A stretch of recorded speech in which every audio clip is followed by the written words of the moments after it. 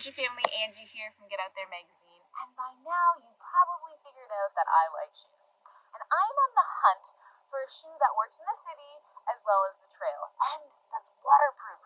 So, for today's video, we are going to test out On Running's Cloudwander and Hoka's Transport. Let's test them out.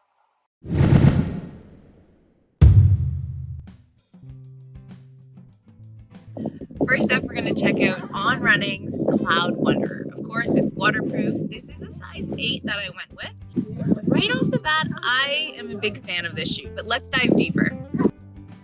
Now, the Cloudwander is a multifunctional waterproof hiking shoe made for all terrains with a 9mm heel-to-toe drop. Now, it's kind of On Running's 3-in-1 shoe. It's got the comfort of the Cloud Collection, it's got the agility of the Cloud Adventurer, and the traction of the Cloud Rock. So they really want to make this your all-around go-to waterproof shoe, which they kind of have me convinced.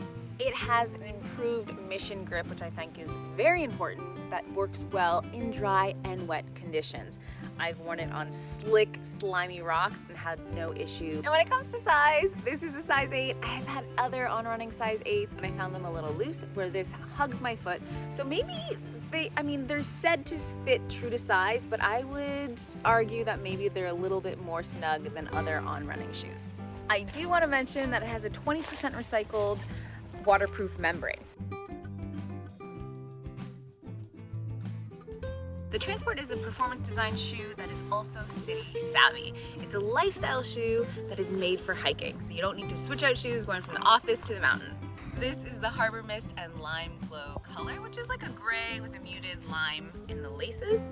It comes with speed laces as well as traditional laces, depending what you want to go for. Now, the Transport has a 5mm heel-to-toe drop, neutral stability, and I would say a pretty balanced cushion. So it's responsive, yet protective, and it doesn't really propel you that much forward. We have a higher heel-to-toe drop in the Cloudwanderer, a little bit more aggressive. And the toe here, it's got some abrasion resistant textile for enhanced protection, as you can see.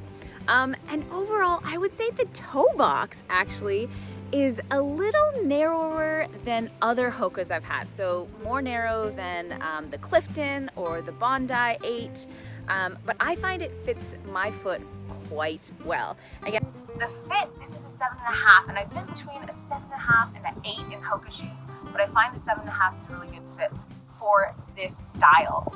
I would say the Transport has a wider footbed overall, and I've definitely slipped a lot more in the Transport than I have the Cloudwanderer. What Hoka's doing great and what I like about this shoe is that it uses recycled or sustainable materials across the outer sole, midsole, and upper. Now, when it comes to comparing these two shoes, there's a couple things I want to point out. For starters, take a look at the tread. You can see On Running Cloudwander has a lot more tread, as well as a bigger heel-to-toe drop that really propels you forward, and I appreciate that heel lift, whereas the Transport, that tread is hardly even visible. The other thing I want to show you is the toe box in comparison to each other. But both shoes have an extra band for your excess laces, or the speed laces to tuck into. Now, both shoes have a nice Achilles tab here that is quite cushioned, but I would say the Cloudwander is more cushioned. Though the first time I was wearing them, my Achilles was quite tender after. I did a long drive, and somehow driving in them was a no bueno. Whereas the Transport, maybe not as cushiony, but very comfortable as well, and obviously they both have the heel tabs here. When it comes to being waterproof, I've worn these right into the ocean, and there's been no problem with any leakages. Very happy with the waterproofing on the Cloudwander. The Transport, it actually claims to be water resistant. I haven't had any issues with water getting in, but I'm not sure how long that will last. When it comes to comfort, I just want to say that they are both very comfortable shoes. So comparing them, you got to look beyond the comfort, because I think they both are top-notch when it is all about comfort. Let's talk about cost for a second, because that'll probably factor into your decision-making process. The Cloudwander has a higher price point, about $75 more than the Transport. Now, the Transport is a great bang for your buck, but On Running's a little bit more of a higher end brand, so it does have that higher price point. You gotta pay more for that Swiss engineering. The Hoka. This is a workhorse and something that I could spend, miles and miles and miles and miles in. But it's only water resistant, not as much traction. I would go with the Cloudwander because look at it. To be perfectly honest, I'm gonna put both these shoes to a lot of use and be wearing them for a long time until they do me no good. So, tough to say, very hard to compare and have one outshine the other. I'm a big fan of both.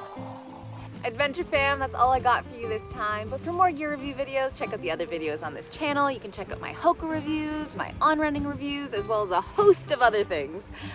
And until next time, don't forget to get out there. You know that's where I'll be. See you guys. So, Cloudwander, first of all, I love the name of the shoe. It feels like it's meant to be for me.